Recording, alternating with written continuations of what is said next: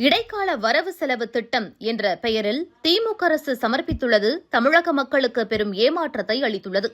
முக்கிய அம்சங்கள் விடுபட்டுள்ளன. இதில் இதுவரை கடந்த 5 ஆண்டுகளில் நிறைவேற்றப்படாத வாக்குறுதிகளுக்கு நிதி ஒதுக்கீடு இல்லை என்பது ஏமாற்றம் அளிக்கும் ஒன்றாகும். 2021 தேர்தலின் போது அளிக்கப்பட்ட பல முக்கிய வாக்குறுதிகள் 5 ஆண்டுகளுக்கு பிறகும் நிறைவேற்றப்படாமல் உள்ளன. அதிர்ச்சியூட்டும் விதமாக இந்த இறுதியாண்டிலும் அவற்றை செயல்படுத்த எந்த நிதி ஒதுக்கீடும் செய்யப்படவில்லை. குறிப்பாக முக்கிய வாக்குறுதிகளான சமையல் எரிவாயு சிலிண்டருக்கான மானியம், கல்விக் கடன் தள்ளுபடி, மீனவர்களுக்கு வீடுகள், மாதம் மின்சார பில் கணக்கீடு, பெட்ரோல் மற்றும் டீசல் விலை குறைப்பு செய்யப்படும் என்று வாக்குறுதி அளித்தது. மேலும் ஜல்லிக்கட்டு காளை வளர்ப்போருக்கு மாதாந்திர நிதி உதவி செய்யப்படும் என்றும் அறிவித்தது. இவை அனைத்தும் திமுக அரசால் நிறைவேற்றப்படாத முக்கிய வாக்குறுதிகளாகும். இவற்றுக்கு நிதி ஒதுக்கீடு செய்யும் எண்ணம் அரசுக்கு இல்லை என்றால் இந்த வாக்குறுதிகள் ஏன் முன்பு அளிக்கப்பட்டன?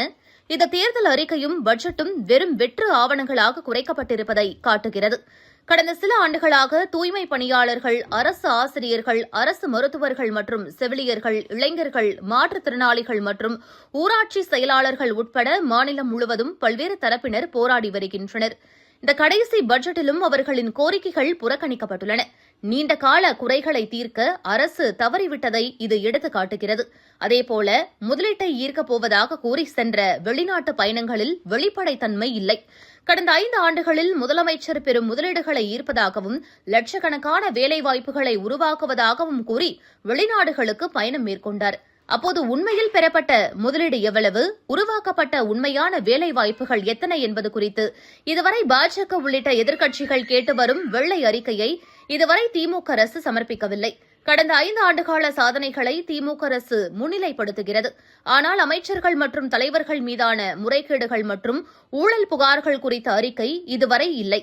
இந்த பட்ஜெட்டில் உள்ள ஒரே நல்ல விஷயங்கள் என்னவென்றால், கூவம் மற்றும் அடையாறு சுத்திகரிப்பு பணி போன்ற பழைய அறிவிப்புகள் இந்த ஆண்டு இடம்பெறவில்லை. மிகப்பெரிய நேர்மையான ஒரு நல்ல அம்சம் என்னவென்றால், இது திமுகவின் கடைசி பட்ஜெட் என்பதுதான் நாம் நம்பிக்கை கொள்ள வேண்டிய விஷயம். திமுக அரசிற்கு முக்கியமான கேள்விகளை வல்லுநர்கள் எழுப்புகின்றனர். கோவை மற்றும் மதுரை மெட்ரோ ரயில் திட்டங்கள் ரத்து செய்யப்பட்டதற்கு மத்திய அரசை குற்றம் சாட்டும் தமிழக நிதியமைச்சர் திருத்தப்பட்ட திட்ட அறிக்கையை இதுவரை சமர்ப்பிக்காதது ஏன்? மாநிலத்தின் கடனை குறைக்க உயர்மட்ட நிபுணர் குழு அமைக்கப்படும் என்று திமுக அரசு ஏற்கனவே அறிவித்திருந்தது. அப்படி இருக்க கடந்த 5 ஆண்டுகளில் கடன் ஏன் குறையவில்லை? உண்மையில் திமுக ஆட்சியில் மாநிலத்தின் கடன் எப்போதும் இல்லாத வகையில் ரூபாய் 10.62 லட்சம் கோடியை எட்டியுள்ளது என்பதே உண்மையாகும். பேரிடர் மேலாண்மையின் கீழ் மத்திய அரசு மிக குறைந்த தொகையையே ஒதுக்கியுள்ளதாக திமுக நிதியமைச்சர் தெரிவித்துள்ளார். ஆனால் உண்மை என்னவென்றால், பிரதமர் நரேந்திர மோடி தலைமையிலான மத்திய அரசு கடந்த 5 ஆண்டுகளில் தேசிய பேரிடர் நிவாரண நிதியின் கீழ் ரூபாய் 1364.8 கோடியும், மாநில பேரிடர் நிவாரண நிதியில் தனது பங்காக ரூபாய் 4509.6 கோடியும் ஒதுக்கியுள்ளதாக தகவல்கள் தெரிவிக்கின்றன. இந்த முரண்பாடே இடைக்கால பட்ஜெட்டில் நம்பகத்தன்மை இல்லை என்பதற்கு சான்றாகும். இந்நிலையில் திமுக அரசின் இடைக்கால பட்ஜெட் என்பது விளம்பரத்திற்காக தயாரிக்கப்பட்ட ஒரு வெற்று மற்றும் ஏமாற்று ஆவணமே தவிர வேறில்லை.